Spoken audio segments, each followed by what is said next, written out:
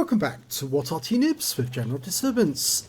This is a double header video. Yep, we've got two battles, same player, same map, different tanks.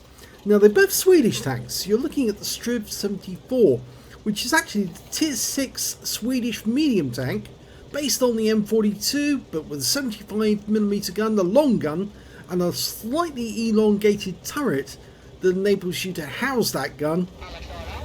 And it was the modernised version of the M42, the Strv M42, built during the Second World War, but being reused as a light tank instead of a medium. Well, this game is being played by Golo Bolo, and he just got a shot in the side from ABS 1977, who's obviously not going to get a high caliber now because he shot his own teammate, and you can see where the round actually hit, but he's now been disqualified from getting a high caliber. Well, ABS, I hope you realise that, because if you do get the highest damage, you're going to be passing your medal to someone else. Okay, the Strv 74 has actually got a very good 75mm gun, but one of the best features, as you can see here, is the gun depression. Yep, 15 degrees of gun depression, which means you can hug those ridge lines and do a lot of damage to the enemy, and they can't really see that much of you. He gets his first shot into a Leo, which ironically is another Swedish tank. And who have we got over there? T-43, no outline yet. Oh, now we've got it. First shot didn't go exactly where he wanted it to. There's more targets over here though, and yeah, that's an IS. Nice. Now the alpha damage of this gun is 150, and he's only loaded up with nothing but APCR to actually get the extra pen. It's got fairly decent pen actually with standard rounds, but 200mm means you've got a much better chance of penning the enemy than the standard, which is only 148. You can see he's retreating from this position. I'll bring up his minimap a bit. It's a little small. I'd like to see what's going on the minimap. It's very important to actually learn what you need to do. Oh, it looks like one of his platoon mates managed to get some damage as well, and he put a round into that Panther. In fact, actually from this position he's using that bush very, very well, but unfortunately the enemy will start advancing in this direction fairly shortly, so if he doesn't get a move on and get to cover, he's probably going to get shot in the ass.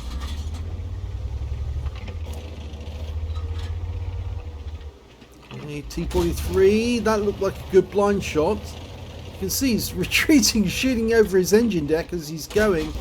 Nice shot in the T-34-85. Low roll though. Go for the engine.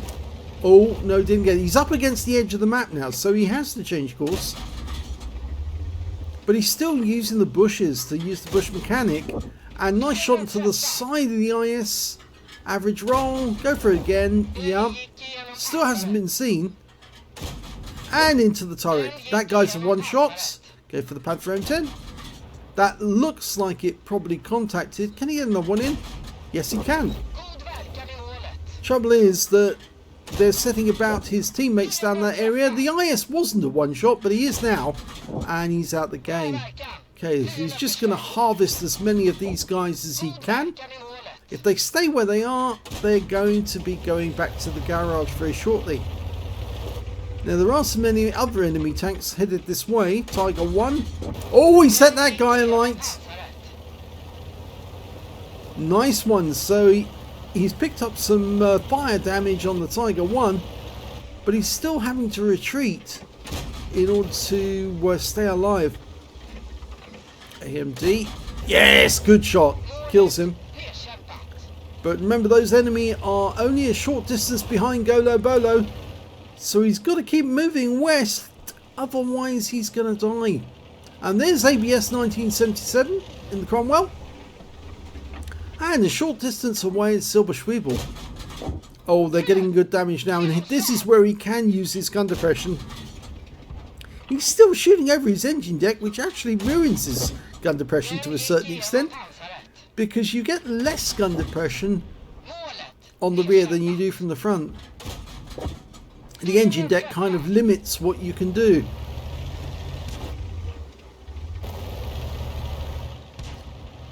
Now the thing is that the Strv 74 is basically just a Strv M42, so it's basically an old tank. It's got the same hull, it's just a different turret and a different gun, that's all. And the gun's much better at penetrating the enemy. Looks like he tracked him there. So he's shaking his rescue, about to try and get on target. The tiger was killed by ABS. Okay, there's another target over there, Super Hellcat. Oh, looks like one of the platoon hit him. And it's probably Silver Schweibel. He's got no shot from here because that building's in the way. And he doesn't really want to move too far forward because there is an enemy tank in the woods. And I suspect it's it could be the Leo, or it could be a KV-1S. Oh, the Leo's up north, so it has to be the KV-1S.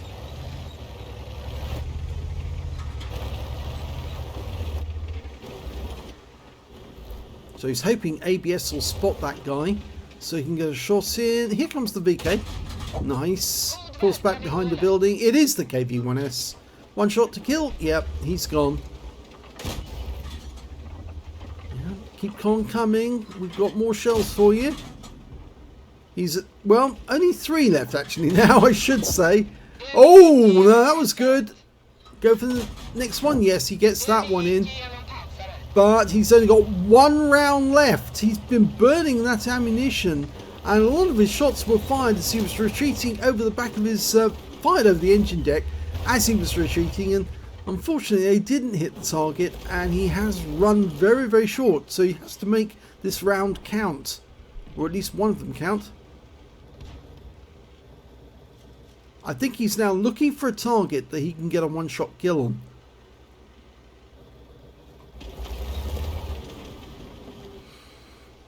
As soon as he's killed or used his last shell, then there's nothing left he can do. He has to either spot or cap.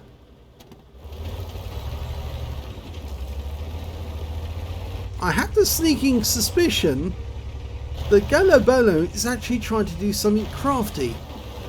What he's doing is waiting for his teammates to whittle down the health of the enemy until they're almost out, and then he's going to use his last shell to kill the last enemy. I think he's medal hunting. That's why he didn't fire. Well, he's making his way over to the Super Hellcat, changes his mind, doesn't go in that direction. And we've got ABS engaging that guy instead. Now instead what he's doing is he's moving up to the church. And in fact it looks to me like he's going after the Leo. It's the Leo and the P-43 Biz, the last 2 enemies. There's the P-43 behind the cap area. Just took some damage from Silver Schweibel. The Leo's somewhere over in this direction. Hopefully KRAWL will spot him soon. There's ABS.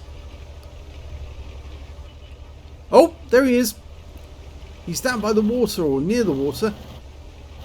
And he's very low on hit points. They've killed the P-43 Biz. So this Leo is the last remaining enemy, and he's a one-shot.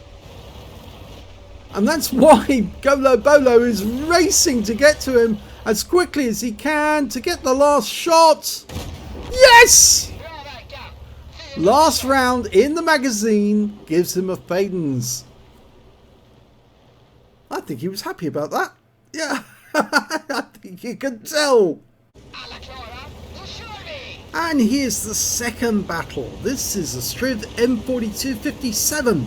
It's a tier 6 Swedish premium medium. Still got a 75mm gun with a 4-shot autoloader. And it can do 150 alpha, same as on the other gun, the Strv 74. And it's got a penetration of 190mm with standard APCR. Well, not actually, no, it's not standard APCR, with premium APCR.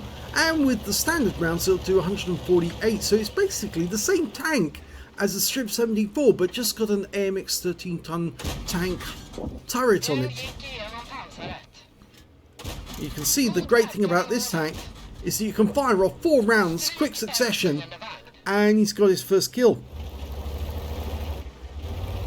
Now the Swedes didn't actually go ahead and build this tank because unfortunately the turret wouldn't fit the Strv M42. But it was a serious consideration for a while that they would actually modernise their M42s, the tanks they built during the Second World War, and fit them out with new turrets with a bigger gun.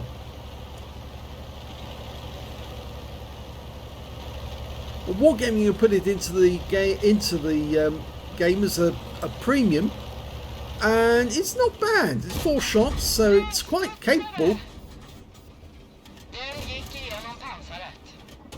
Okay, so he's blown his ammo and it's a 14-second reload, but he's now got 2 kills.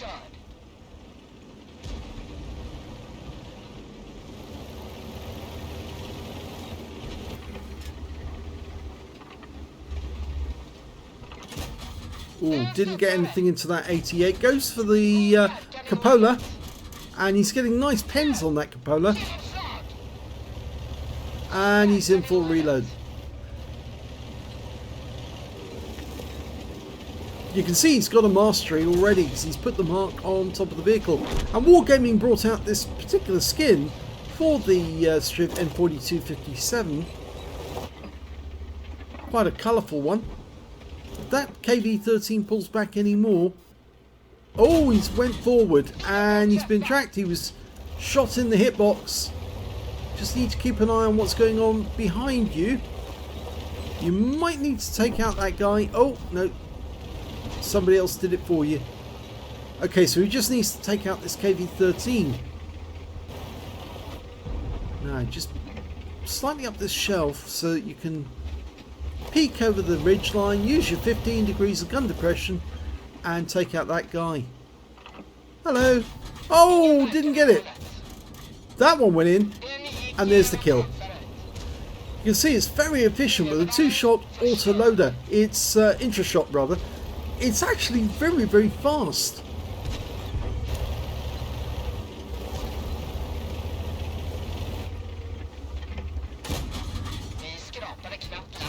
Okay, got one in. Mutz has to pull back because he was taking damage. But now he's in full reload. The question is, will the Mutz react because he's in reload and try and take advantage? Well, yes he is. He's coming forward, but he's not paying attention to Golo Bolo. He's more interested in that T26E4 Super Pershing. Oh, and now Golo Bolo's being messed about with by one of his own teammates. Yeah, get out of the way. This guy's trying to work.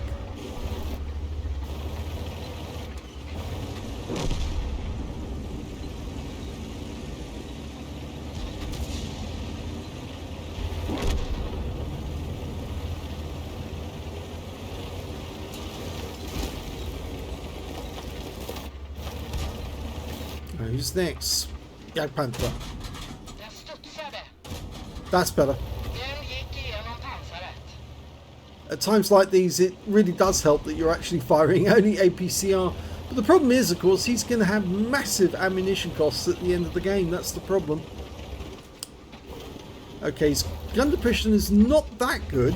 15 degrees, but not enough to actually get at those guys. Not without exposing yourself.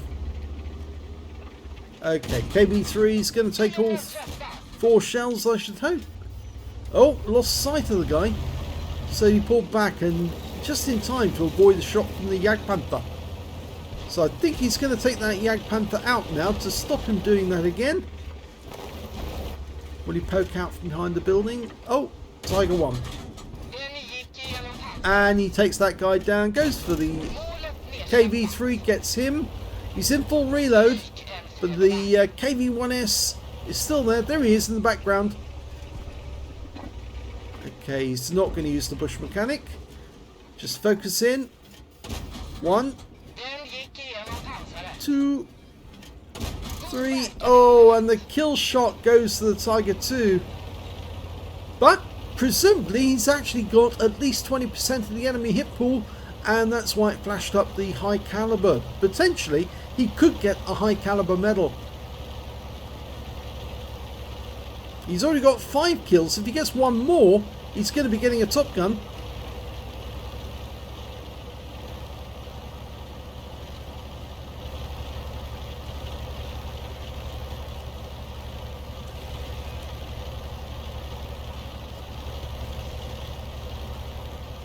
Now, who's going to be watching from that ridgeline?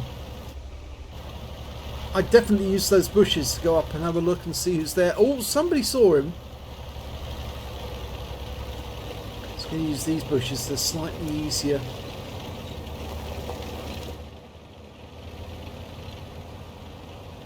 No, he's decided to be a little cautious and come up with a different angle. Still no sign of the enemy though. It was probably the T-52 that saw him.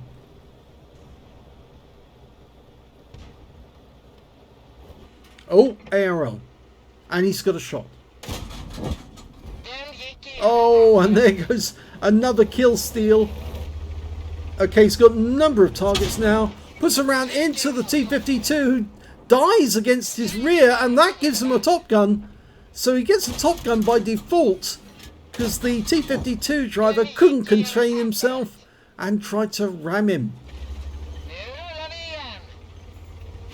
Oh, Lance and C put a round into him though. That's a 105mm round. He doesn't really want to take more of those. It's going to cost him otherwise.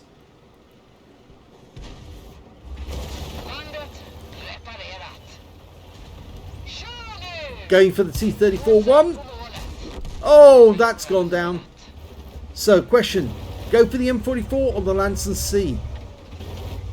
I go for the Lanson if I was you. Yes! Yes! Yes! Nice! And that is the end of the game. That was a good one. So, he's got 2 marks on the barrel on this one. How well did he actually do? Let's have a look at the end of battle stats for the previous battle in the Strv 74. Well, that one was an ace tanker. He got a spotter badge for spotting at least 1,000 hit points of damage, a bruiser for getting at least 5 critical hits, he got 8, a fighter badge for getting at least 4 kills, he got 4 exactly, and a fire for effect. He got a Phaeton's medal because he killed the last enemy tank with his last shell in his magazine, and he did that deliberately. He knew he only had 1 round left, and rather than fire it off at the nearest available target, he held on to that shell and waited for his teammates to whittle the enemy down until there was only 1 left, and he was a one-shot. He also managed to get an Oskins medal because he killed at least 3 enemy tanks or tank destroyers in a medium tank in 1 battle, and they had to be at least 1 tier higher, so that's 3. It's slightly more difficult to get than the Halonans and the other medals that you might get.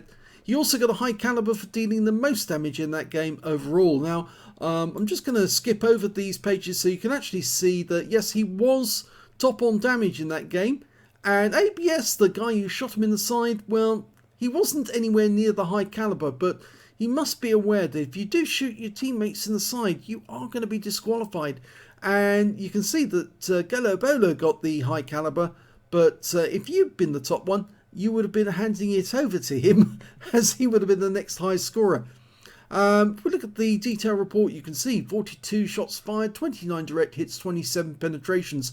He actually made a loss because he fired so much APCR, and he did make a nice amount of XP from the game anyway. So all in all, that was a very good battle. Not a bad result. If we look at the Strv M4257, it was also an ace tanker game. Also got a spotter badge, a bruiser for getting at least 5 critical hits. He got 10 in this one. A duelist for taking down 2 tanks that damaged him, and a fire for effect.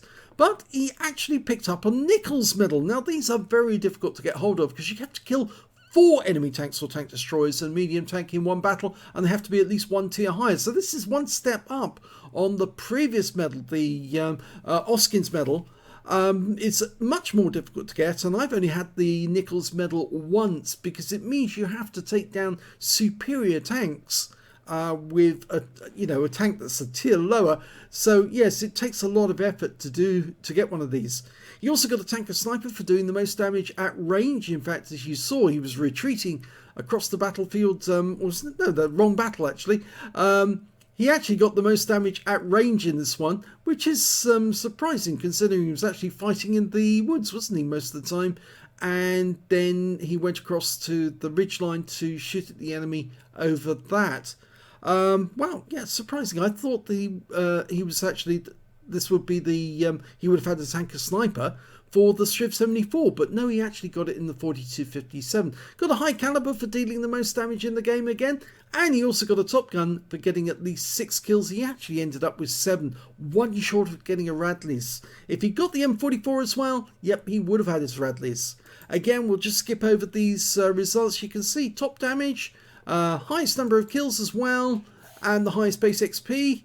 And if we look at the details, we can see he fired 39 rounds, 37 direct hits, 32 penetrations in this one, and he earned credits this time round because he got a personal action payout of 90,000 credits. So that's the only thing that actually saved him from making a loss, because otherwise he would have made a 30,000 credit loss. And he also received 6,891 XP from the game and did rather well. So there you go, Golo Bolo, 2 different games but lots of medals, 2 Swedish tanks based on the same chassis but with just different turrets, that's all. Same 75mm gun but just different turrets.